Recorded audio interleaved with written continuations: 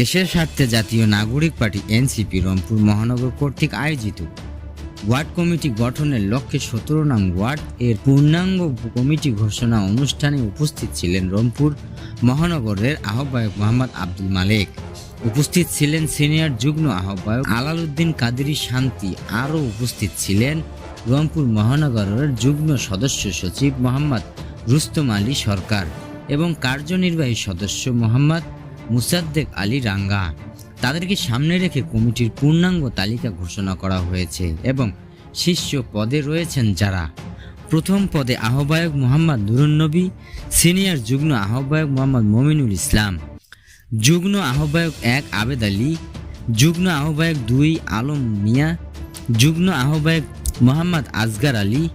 সদস্য সচিব হিসেবে রয়েছেন মোহাম্মদ আব্দুল জলিল, সিনিয়র যুগ্ম সদস্য সচিব হিসেবে রয়েছেন বনি মাহমুদ, যুগ্ম সদস্য সচিব 1 মোহাম্মদ মনিরুল ইসলাম, যুগ্ম সদস্য সচিব 2 আনারুল ইসলাম, যুগ্ম সদস্য সচিব 3 মোহাম্মদ মুস্তফা।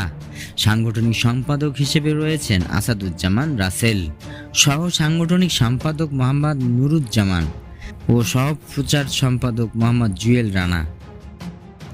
50 জনের সদস্যকে নিয়ে প্রকাশ করে 17 নং ওয়ার্ডের এনসিপি কমিটি। না করি আমরা আমাদের জায়গা থেকে আমাদের আদর্শ দেখে উনি যখন যে অবস্থায় আমাকে কল করে আমি সে